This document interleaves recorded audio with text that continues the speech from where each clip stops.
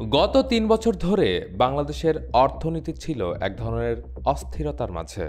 বিশেষ করে ডলার সংকট যেন প্রতিটি খাতে চাপ সৃষ্টি করেছিল। রাশিয়া-ইউক্রেন যুদ্ধ, বিশ্ববাজারে পণ্যের দাম বাড়া, জ্বালানি ও পরিবহন খরচ বৃদ্ধি, সব মিলিয়ে দেশের আমদানি খরচ বেড়ে যায় অনেক গুণ। তারই প্রভাবে দেখা দেয় ভয়াবহ মূল্যস্ফীতি। তবে এখন পরিস্থিতিতে কিছুটা হলেও স্বস্তি ফিরতে শুরু করেছে। ডলারের বাজার আগের তুলনায় অনেকটাই স্থিতিশীল হয়েছে। তবে অনেক অর্থনীতিবিদ বলেছেন এই স্বস্তি পুরোপুরি স্থায়ী নয়, কেননা দেশের অর্থনীতি এখন অনেকটাই স্থবির। বিনিয়োগ কমেছে, ব্যবসা বাণিজ্যে আগের মতো গতি নেই, এমনকি শিল্প খাতে কাঁচামাল আমদানিও কমে গেছে। এই কারণেই ডলারের চাহিদা কমে গেছে এবং বাজারে স্বস্তি এসেছে, কিন্তু এটাকে স্থায়ী বা স্বাভাবিক অবস্থা বলা যাচ্ছে না।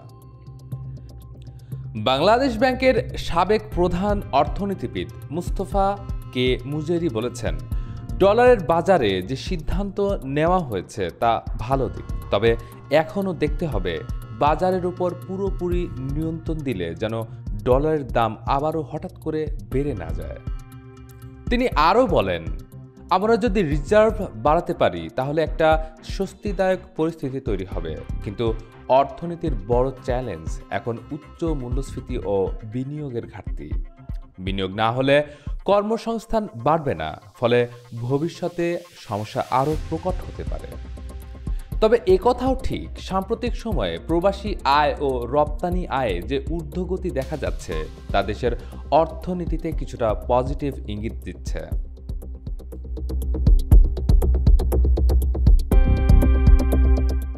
চলতি অর্থবছরের জুলাই থেকে মার্চ পর্যন্ত প্রবাসী আয় এসেছে ২,২০৮ কোটি ডলার, যেখানে আগের বছর একই সময়ে ছিল ১,৭৩৭ কোটি ডলার, অর্থাৎ ২৭% বেশি প্রবৃদ্ধি। একই সময়ে রপ্তানি আয় হয়েছে ৩,৩৮৭ কোটি ডলার, যা আগের বছরের তুলনায় ৯.৫% বেশি। এই দুই খাতের উন্নতির কারণে চলতি হিসাবের ঘাটতি অনেকটাই কমে এসেছে।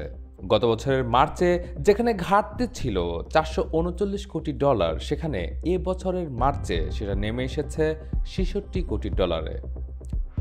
আর আর্থিক হিসাবে ৯ মাসে উদ্বৃত্ত হয়েছে ১৩১ কোটি ডলার, যেখানে গত বছর একই সময় ছিল মাত্র ৯০ কোটি ডলার। সব মিলিয়ে সামগ্রিক লেনদেন ভারসাম্যে ইতিবাচক পরিবর্তন দেখা যাচ্ছে। এদিকে রিজার্ভ নিয়েও আশাবাদী হবার কিছু কারণ হয়েছে। আইএমএফ পদ্ধতিতে রিজার্ভ এখনও ২০ বিলিয়ন ডলারের উপর, যদিও মোট রিজার্ভ আছে ২৫.৪৪ বিলিয়ন ডলার। গত কয়েক মাসে বাংলাদেশ ব্যাংক ডলার বিক্রি না করে বরং উল্টো বাজার থেকে ডলার কিনেছে এবং ৩ বিলিয়ন ডলারের বেশি আমদানির দায় শোধ করা সত্ত্বেও রিজার্ভে বড় পরিবর্তন হয়নি। মিউচুয়াল ট্রাস্ট ব্যাংকের ব্যবস্থাপনা পরিচালক সৈয়দ মাহবুবুর রহমান মনে করেন, ডলার বাজারকে বাজারের উপর ছেড়ে দেওয়া একটি সময় উপযোগী সিদ্ধান্ত। তবে তিনি সতর্ক করেছেন, মূল্যস্ফীতি, বিনিয়োগে গতি ফেরানো এবং কর্মসংস্থান বাড়ানো এখন দেশের অর্থনীতির সবচেয়ে বড় চ্যালেঞ্জ। সবশেষে বলতেই হয়, ডলারের বাজার কিছুটা স্বস্তি এলেও এটি যেন শুধুই সাময়িক না হয়। টেকসই অর্থনীতি গড়তে হলে প্রবাসী আয়, রপ্তানি বৃদ্ধি, বিনিয়োগ বাড়ানো এবং উচ্চ মূল্যস্ফীতি নিয়ন্ত্রণে আনতেই হবে। আজ এ পর্যন্তই। এমন আরও গুরুত্বপূর্ণ সংবাদ পেতে চোখ রাখুন ডেইলি মিনিটে।